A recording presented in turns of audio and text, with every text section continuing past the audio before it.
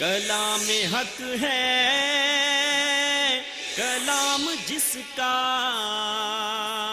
پیام حق ہے پیام جس کا، حدیث و سنت۔ بسم اللہ الرحمن الرحیم۔ پروگرام حدیث و سنت کے ساتھ آپ کا میزبان سید محمد علی حاضر خدمت ہے۔ پہلے کی طرح آج بھی اسٹوڈیوز میں ہمارے ساتھ موجود ہیں ملک کی معروف شخصیت، جید عالم دین، حافظ عبدالحمید اظہر صاحب حفظہ اللہ۔ ناظرین محترم، آج ہم پروگرام میں اس پر بات کریں گے کہ وحی الہی کیا ہے۔ ہم نے اپنی مذہبی زندگی میں مساجد سے یا اور درس گاہوں سے یہ لفظ کئی مرتبہ سنا ہوگا کہ وحی الہی کی روشنی میں یہ فرمان یا یہ بات پیش کی جا رہی ہے۔ وحی کس کا نام ہے؟ یعنی فنی حیثیت سے، تکنیکی حیثیت سے اس لفظ کا مفہوم کیا ہے، لغوی معنی کیا ہیں، اصطلاحی استعمالات کیا ہیں، وحی کی اقسام کیا ہیں، یہ ساری باتیں اور بہت سی اہم باتوں پر انشاءاللہ ہم آج کی نشست میں گفتگو کریں گے۔ حافظ صاحب، سب سے پہلے تو ناظرین کو یہ بتائیے گا کہ وحی کسے کہتے ہیں، اور پھر ہم اس کی اقسام وغیرہ کی طرف چلیں گے۔ وحی کا لغوی معنی تو ایسا اشارہ ہوتا ہے جس سے کوئی دوسرا نہ سمجھ پائے، جب کوئی دوسرا نہیں ہوتا تو ایسی بات جو ایسے طریقے سے کہی جائے کہ مخاطب کے سوا کوئی اور نہ سمجھ پائے، یا اسے معلوم نہ ہو یا وہ سن نہ پائے، اسے وحی کہا جاتا ہے۔ اور جب اللہ تعالیٰ کی طرف سے اور کسی بھی طرف سے، یہ وحی جیسا ہم نے لغتاً کہا نا، انسان کا انسان کے ساتھ بھی تعلق ہوتا ہے، اور اسی طرح غیر مرئی چیزوں کا انسان کے ساتھ بھی ہوتا ہے، فرشتوں کا انسانوں کے ساتھ بھی ہوتا ہے، اور اللہ رب العزت والجلال کی طرف سے جو یعنی کلام اپنے خاص بندوں پر نازل کیا جاتا ہے اسے بھی وحی کہا جاتا ہے۔ ان تمام کے متعلق بلکہ بسا اوقات زبان سے کچھ نہ کہا جائے، اشارہ کیا جائے، اس کو بھی وحی کہا جاتا ہے۔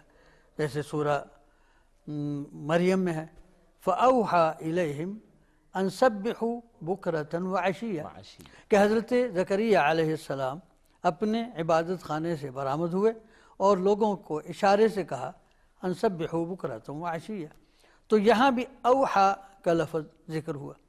اسی طرح اللہ رب العزت والجلال اپنی مخلوق کو جو چیز سکھاتا ہے اس پر بھی وحی کا اطلاق ہوتا ہے، جیسے وَأَوْحَى رَبُّكَ إِلَى النَّحْلِ، یعنی تعلیم دینے کے معنی میں، تعلیم کہ اس نے سکھا دیا۔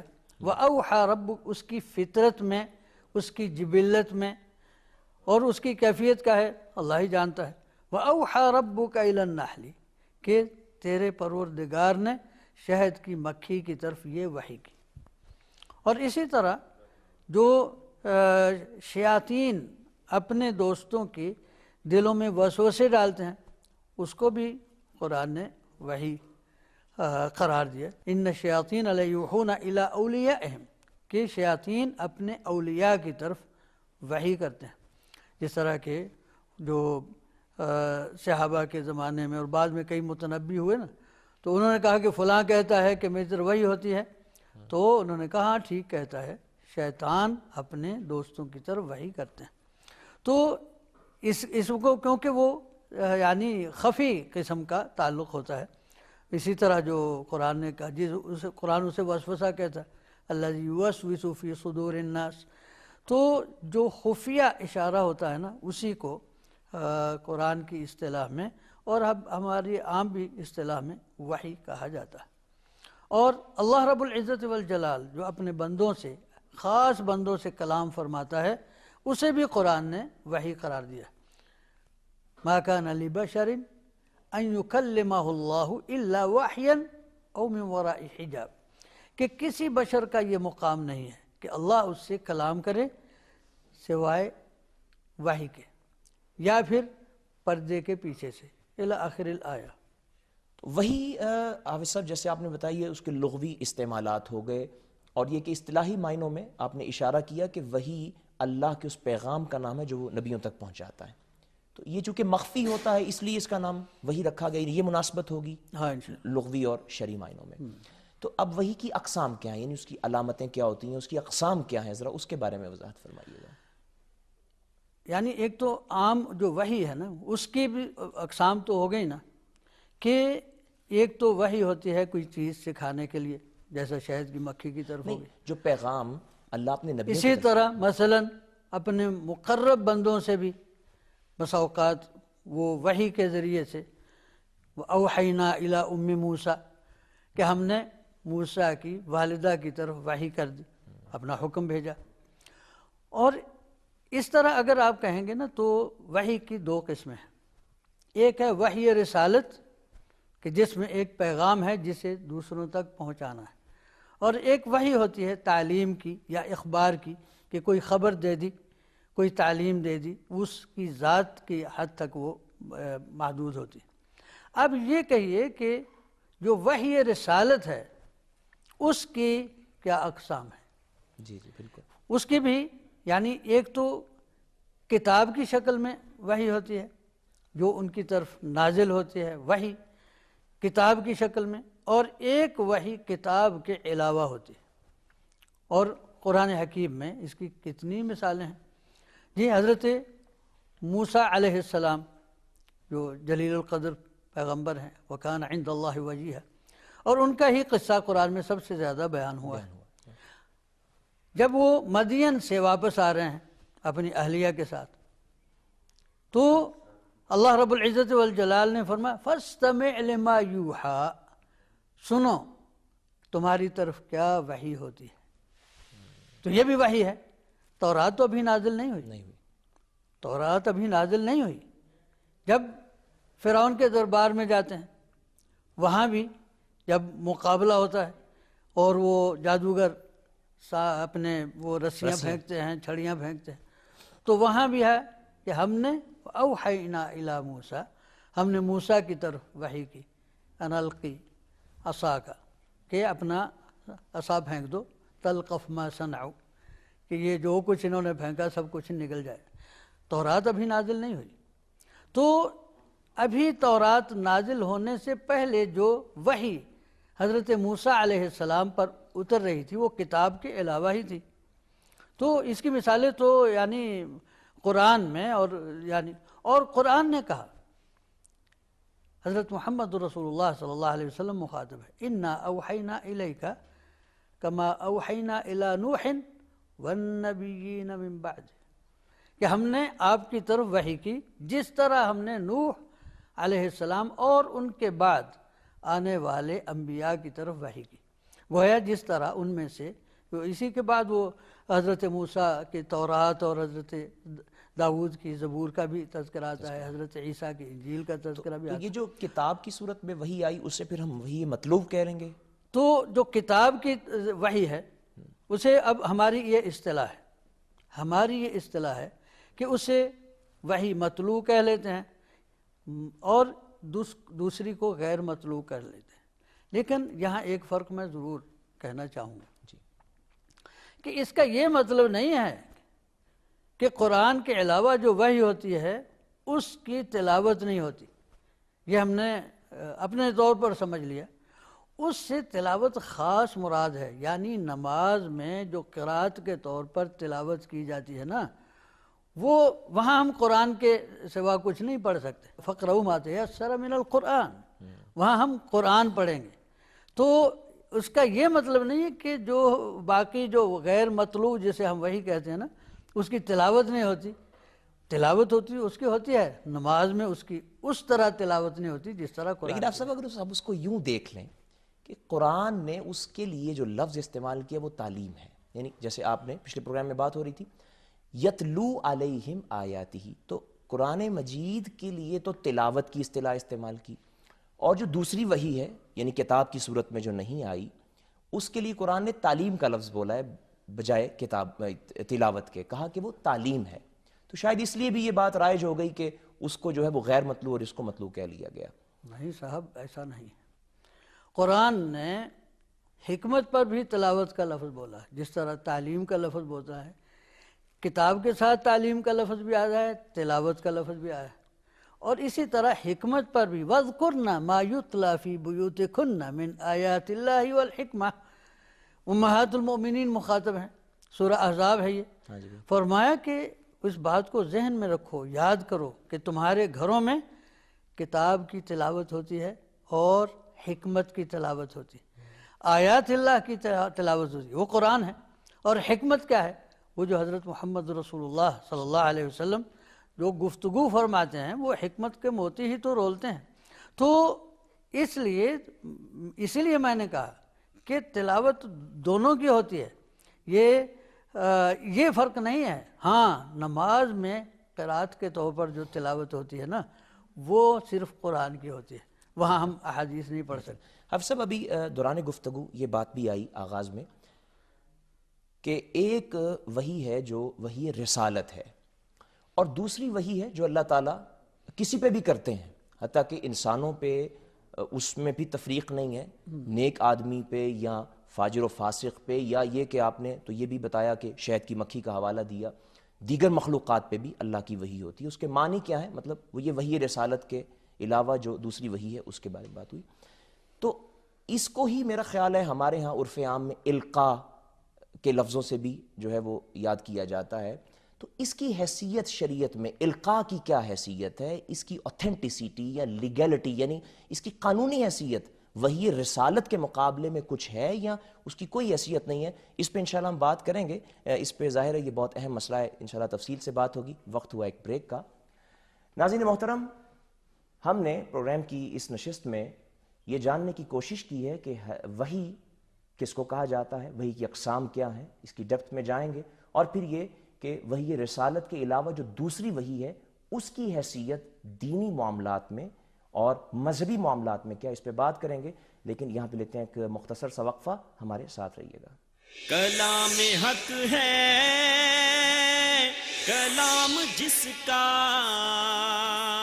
پیام حق ہے پیام جس کا،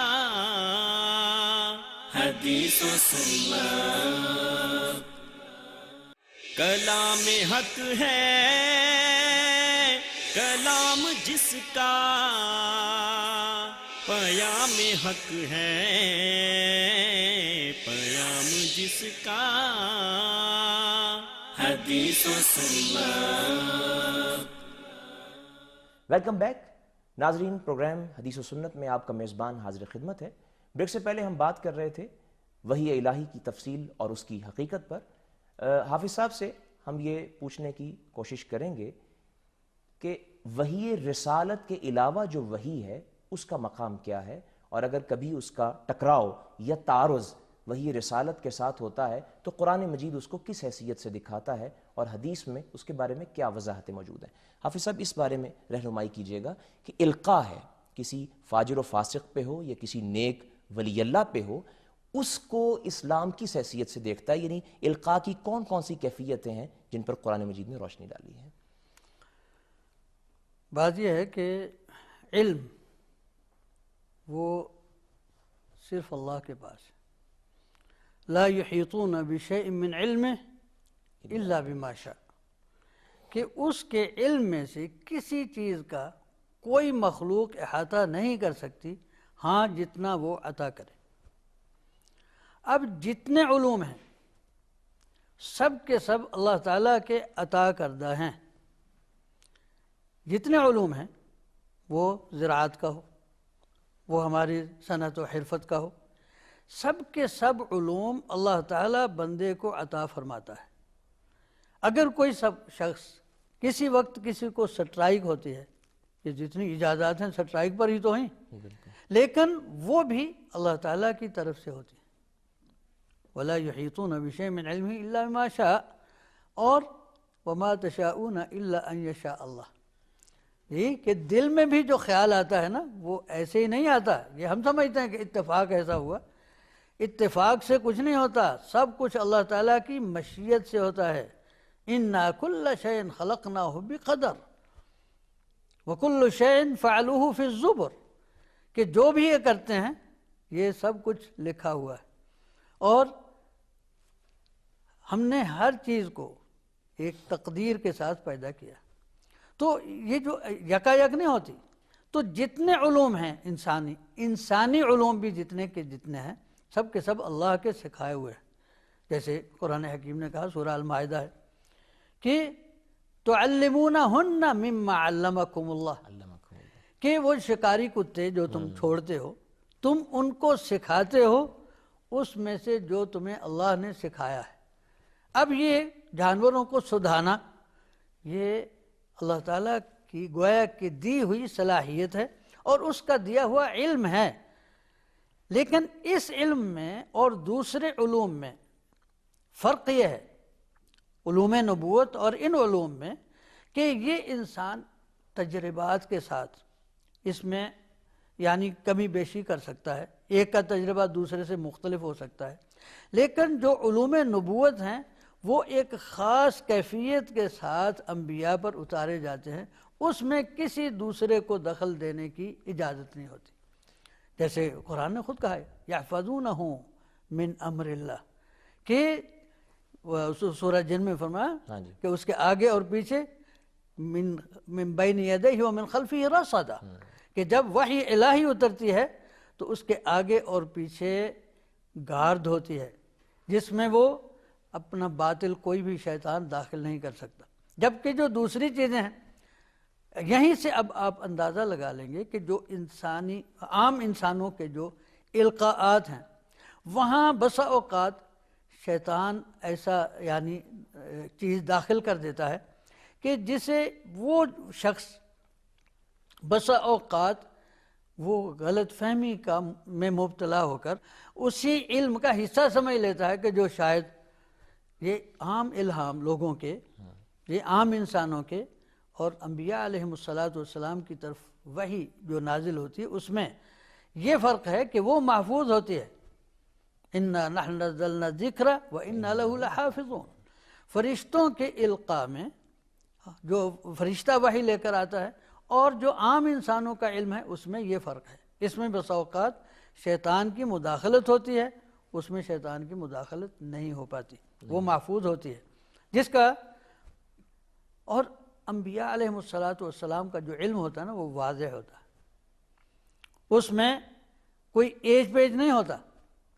اور جو دوسرے لوگ باتیں کرتے ہیں اسی طرح وہ اس میں بہت کچھ ملا دیتے ہیں. واضح ترین مثال اس کی نبی صلی اللہ علیہ وسلم نے فرمایا نا کہ جو فرشتوں پر احکام نازل ہوتے ہیں تو شیطان اس طرح سیڑھی بنا کر ایک کے اوپر دوسرا چڑھتے ہوئے ایک دوسرے کی گردن پر سوار ہو کر وہ سرگوشی سنگن جسے کہتے ہیں نا وہ لینے کی کوشش کرتے ہیں. ایک آدھ لفظ ان کے ہاتھ میں آتا ہے، یہ بارش کا لفظ سن لیا تو آگے کوئی پھر وہ اس میں جیسے صحیح میں ہے یہ حدیث، فرمایا کہ اس میں پھر 100 باتیں اپنی ملاتے ہیں.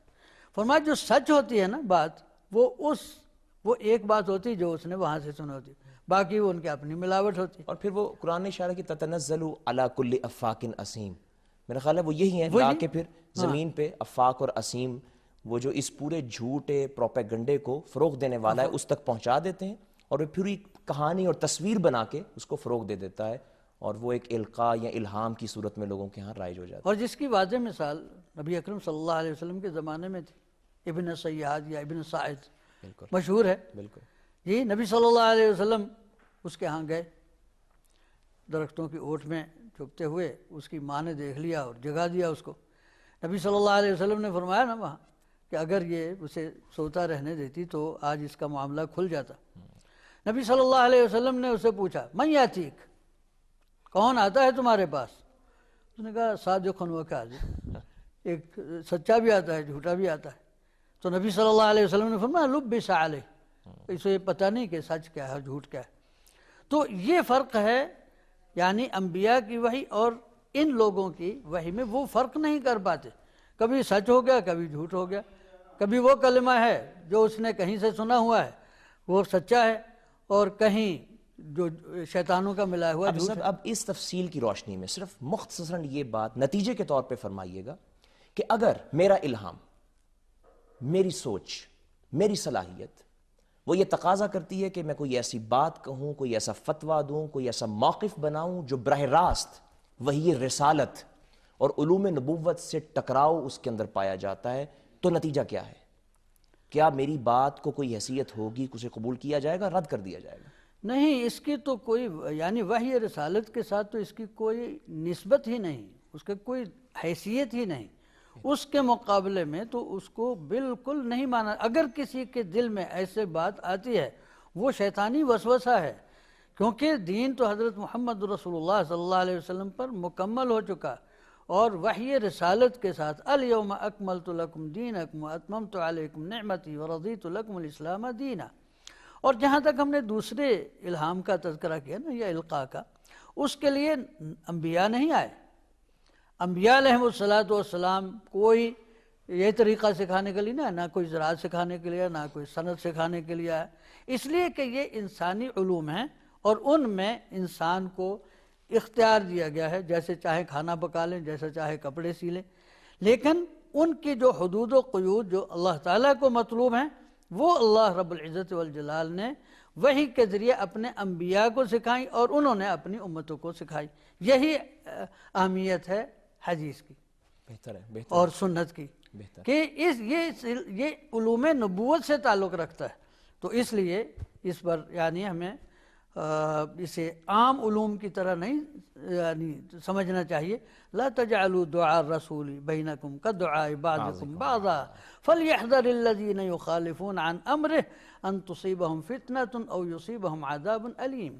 اگر اللہ کا رسول تمہیں کسی بات کی طرف بلاتا ہے تو ایسے نہ سمجھو جیسے تم ایک دوسرے کے بلانے کو سمجھتے ہو کہ کسی نے تمہیں بلایا ہے، اس لیے کہ جو ہمارے رسول صلی اللہ علیہ وسلم کے حکم کی سرتابی کرتے ہیں انہیں ڈرنا چاہیے کہ کہیں انہیں فتنہ اپنی لپیٹ میں نہ لے لے، یا پھر اللہ کی طرف سے دردناک عذاب ان پر نہ اتر آئے۔ تو فتنہ کیا ہوتا ہے؟ یہاں امام احمد ابن حنبل وغیرہ رحمہ اللہ انہوں نے اس کی تفسیر کی کہ فتنہ شرک ہے، یعنی جو لوگ سنت کی تعمیل سے سرتابی کرتے ہیں اللہ تعالیٰ ان کے پاس توحید کی نعمت بھی نہیں رہنے دیتا ہے، وہ اپنے آپ میں مانے یا نہ مانے وہ شرک میں مبتلا ہو جاتے ہیں یا ہو چکے ہوتے ہیں۔ حافظ صاحب، اب ہم بہت ہی اہم سوال کی طرف جا رہے ہیں، وہ یہ کہ یہ تو جیسے کہ آپ نے واضح کر دیا وما ينطق عن الهوى ان هو الا وحی یوحى، نبی علیہ الصلوۃ والسلام کا حرف وہ وحی کا ترجمان ہے۔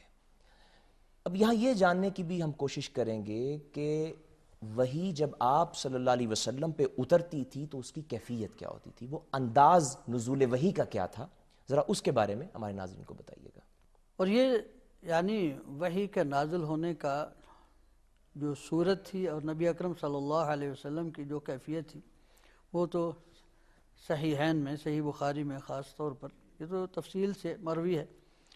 جب وہ غالباً سعید بن یعلا نے سوال کیا تھا کیف یاتیک الوحی، کہ وحی کیسے آتی ہے، تو نبی صلی اللہ علیہ وسلم نے فرمایا کہ احیانا یاتینی مثل الجرس، کہ گھنٹے کی آواز جیسے ہوتی ہے نا ویسے، وہو اشدہ علی، اور یہ سخت ترین ہوتی ہے کہ، اور اسے یعنی آپ کیفیت میں یوں سمجھ سکتے ہیں جیسے وہ وائرلیس کے سگنل نہیں ہوتے تھے کسی زمانے میں، تو وہ یعنی حروف کی جو شدت ہوتی ہے تو وہ اس میں پھر وہ سمجھنا، اور نبی صلی اللہ علیہ وسلم نے فرمایا کہ جب وہ کیفیت منقطع ہوتی ہے فقد وعیت، مجھے یاد ہو چکا ہوتا ہے، جیسے قرآن نے کہا انا علینا جمعہ وقرآنہ، کہ اس کو آپ کے سینہ اقدس میں جمع کرنا یہ ہمارا کام ہے۔ تو ایک تو یہ تھی، اور کبھی فرشتہ انسانی شکل میں آتا اور آپ سے ہم کلام ہوتا، جیسے حدیث جبریل مشہور ہے، اور اسی طرح دوسری بھی۔ تو اور ایک یہ ہوتی کہ جبریل امین اپنی اصل شکل میں آتے، جیسا سورہ مدثر کے نزول کے وقت جی بالکل صحیح میں یہ کیفیت اس کی۔ اب سب یہ وحی کی جو اقسام ہے، یہ وحی کے جو نزول کے انداز ہیں، اس کی کیفیتیں انشاءاللہ اس کے بارے میں مزید جانیں گے، ظاہر ہے بہت تفصیلی بات ہے، وقت ہوا ہے بریک کا۔ ناظرین محترم یہاں پہ لیتے ہیں ایک بریک، ہمارے ساتھ رہیے گا۔ کلام حق ہے کلام جس کا، پیام حق ہے جس کا حدیث و سنت کلام حق ہے، کلام جس کا پیام حق ہے، پیام جس کا حدیث و سنت۔ ویلکم بیک ناظرین، بریک سے پہلے ہم بات کر رہے تھے وحی کے نزول کی کیفیتوں پر، وہیں سے ہم دوبارہ حافظ صاحب سے بات کرتے ہیں۔ جی حافظ صاحب، جو آپ بتا رہے تھے کہ کبھی جبریل علیہ السلام اپنی اصل شکل و صورت میں وہی اللہ کا پیغام لے کے آتے تھے۔ اگر ہم نے ایسے ہی بات کرنی تو پھر اوپر سے آتے ہیں کہ پہلی بات تو ہوتی ہے کہ اللہ تعالیٰ براہ راست اپنے رسول سے مخاطب ہوتا ہے، الا وحی او من وراء حجاب، اور کہ یا تو وحی نازل فرماتا ہے یا پھر پردے کے پیچھے سے اس سے کلام ہوتا ہے۔ وکلم اللہ موسیٰ تکلیما، حضرت موسیٰ علیہ السلام سے اللہ تعالیٰ نے کلام کیا، اور یہ ہم پڑھ چکے کہ اور بتا بھی چکے کہ اللہ تعالیٰ نے فرمایا انا اوحینا الیک کما اوحینا الی نوح والنبیین من بعدہ، کہ ہم نے آپ کی طرف اسی طرح وحی کی جس طرح نوح علیہ السلام کی طرف اور ان کے بعد انبیاء پر کی، اور ان انبیاء کی وہ آیت طویل ہے، اس میں موسیٰ اور عیسیٰ کا تو کیا تذکرہ بھی آیا۔ موسیٰ علیہ السلام کے علاوہ نبی اکرم صلی اللہ علیہ وسلم محمد رسول اللہ علیہ السلام سے بھی کلام کیا اللہ نے؟ بالکل، جس طرح حضرت موسیٰ سے کلام کیا تو کہا نا انا اوحینا الیک کما اوحینا الی نوح والنبیین من بعدہ، تو جتنی اصناف کی وحی تمام انبیاء پر ہوئی وہی تمام کی تمام حضرت محمد رسول اللہ صلی اللہ علیہ وسلم پر وحی کی گئی۔ تو جس طرح حضرت موسیٰ سے ہم کلام ہوئے اللہ رب العزت والجلال، اسی طرح حضرت محمد رسول اللہ صلی اللہ علیہ وسلم کو بھی یہ شرف حاصل رہا۔ سورہ النجم ہے، بالکل، وَأَوْحَى إِلَىٰ عَبْدِهِ مَا أَوْحَى مَا كَذَبَ الْفُؤَادُ مَا رَأَىٰ مَا زَاغَ الْبَصَرُ وَمَا طَغَىٰ۔ تو یہ جو مقام تھا کہ اللہ نے اپنے بندے کی طرف وحی کی جو کی، تو یہ یعنی براہ راست گویا کہ ہم کلامی کی بات ہے۔ اور اس کے بعد پھر جو وَيُرْسِلَ رَسُولًا، کہ یا پھر وہ رسول بھیجتا ہے، جی تو حضرت جبریل امین، یہ جس طرح انسانوں میں اللہ کے رسول منتخب ہوتے ہیں، حضرت جبریل امین یہ وحی کے فرشتے ہیں، چونکہ جو مقدس ترین یا اور اعظم ترین سب سے بڑا جو کام ہے نا وہ ہے وحی نازل کرنا، تو وہ جبریل امین نزل بہ الروح الامین علی قلبک، تو روح الامین لے کر نازل ہوتے ہیں۔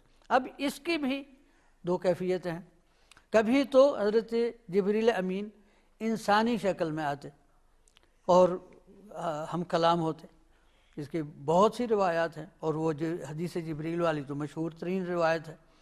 تو یہ کسی اجنبی شخص کی شکل و صورت اختیار کرتے تھے یا صحابہ میں سے یا وہاں کے باسیوں ہی میں سے کسی کی شکل اختیار؟ بسا اوقات اجنبی بھی ہوتا ہے، جیسے وہ حدیث جبریل میں ہے لا یعرفہ منا احد، اور کبھی کسی معروف شکل میں بھی، جیسے ام المومنین رضی اللہ عنہ سے روایت ہے نا، وہ سمجھی کہ شاید دحیہ کلبی بات کر رہے، تو وہ بھی اپنے وقت کے خوبصورت ترین انسانوں میں شمار ہوتے تھے۔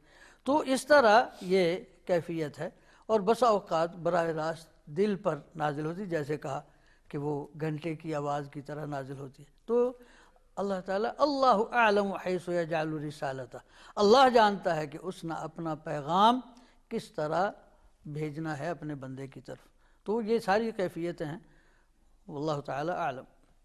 یا اب سب یہ حدیث کی تقسیم اس طرح سے بھی کی جاتی ہے کہ ایک حدیث قدسی ہے، تو حدیث قدسی میں اور عام حدیث میں ہم کیا فرق کریں گے؟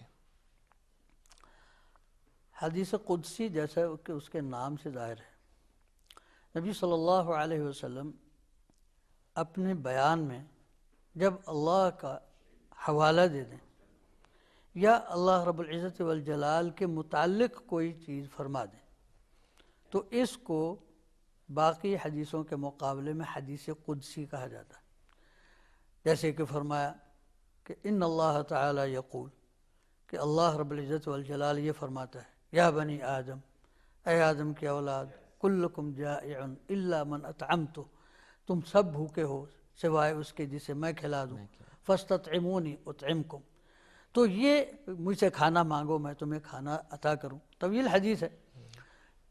तो ये चूँकि अल्लाह रब्बुल इज़्ज़त वल जलाल से, और बसा औक़ात उसमें रिवायत का लफ्ज़ भी आता है, फ़ीमा यरवीही अन रब्बी, कि नबी अकरम सल्लल्लाहु अलैहि वसल्लम रब ताला से रिवायत करते हैं। तो इसको हदीस कुदसी कहा जाता है।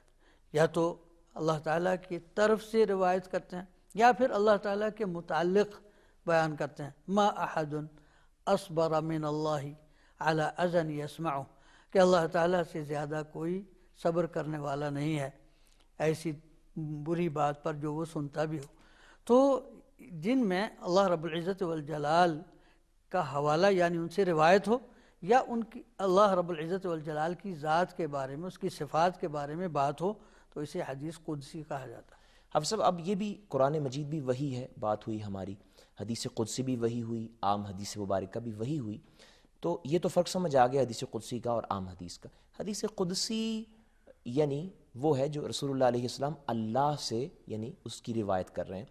कुरान मजीद भी अल्लाह के अल्फाज हैं, तो हदीस कुदसी और कुरान मजीद में हम कैसे फ़र्क करेंगे?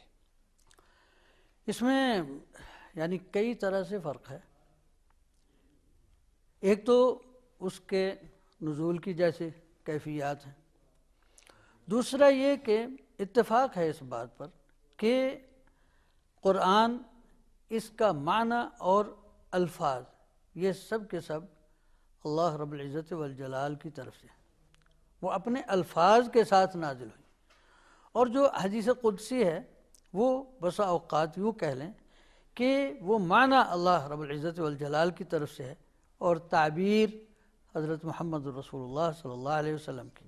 तो अगरचे हम इंशाअल्लाह आगे चल के बात करेंगे कि वो भी हद एजाज़ में शामिल है, लेकिन कुरान का एजाज़ उससे और उसमें वही फ़र्क है जो अल्लाह और रसूल सल्लल्लाहु अलैहि वसल्लम में। वो कलाम मखलूक नहीं है, और जब वो कलाम ज़ुबान अब्दुल्लाह से निकलता है तो जो कलाम अब्दुल्लाह जो होता है ना वो मखलूक होता है। तो कुरान मजीद अल्लाह की। इसी तरह हदीस कुदसी हम नमाज में कुरान की जगह नहीं पढ़ सकते, वहाँ हमें कुरान ही पढ़ना होगा। फ़क़रऊ मा तयस्सर मिनल कुरान, तो अगरचे वो अल्लाह की तरफ से है लेकिन उस कलाम में से नहीं है जो नमाज में पढ़ना या जिसकी क़राअत नमाज के रुकनों में से एक रुकन है। हाफ़िज़ साहब बहुत शुक्रिया। ज़ाहिर है इस हवाले से गुफ्तगू तो बहुत तवील है और सवालात भी बहुत से हैं। प्रोग्राम हमारा इख्तामी मरहले में दाखिल हो रहा है। इंशाअल्लाह आपसे मज़ीद सवालात होते रहेंगे, इस्तिफ़ादा होता रहेगा। नाज़रीन मोहतरम, आज की हदीस और सुन्नत की नशस्त में हमने बहुत ही कीमती बातों को जानना और ये जाना कि वही इलाही क्या है, वही की अक़साम क्या होती हैं। ये भी हमने बहुत ही तफसील के साथ समझा कि वही के नुज़ूल के अंदाज़ और कैफ़ियतें क्या होती हैं। हदीस और सुन्नत के हवाले से और भी बहुत से सवालात और बहुत सी चीज़ें हैं जो इंशाअल्लाह, और बहुत से पहलुओं से बातें हैं, आइंदा की नशस्तों में वो इंशाअल्लाह शामिल बहस होती रहेंगी। नाज़रीन मोहतरम, हमारे एड्रेसेस आपकी स्क्रीन पर आ रहे हैं, हमें अपने फ़ीडबैक से आगाह करते रहिएगा। हदीस और सुन्नत के हवाले से कोई सवाल है तो वो भी हमें ज़रूर भेजिएगा। आपके इन मौक़र सवालात को हम अपनी आइंदा की नशस्तों में मुख्तलिफ़ आइम्मा और मशाइख़ के सामने पेश करेंगे और उनका तशफ़ी बख्श जवाब चाहेंगे। नाज़रीन मोहतरम, आज की नशस्त इख्तिताम को पहुँचती है। आइंदा तक के लिए इजाज़त चाहते हैं। वस्सलामु अलैकुम वरहमतुल्लाहि वबरकातुहू। कलाम हक है कलाम जिसका, पयाम हक है पयाम जिसका, निज़ाम हक है निज़ाम जिसका, हर एक पर इल्तिज़ाम जिसका। हदीस और सुन्नत, हदीस और सुन्नत।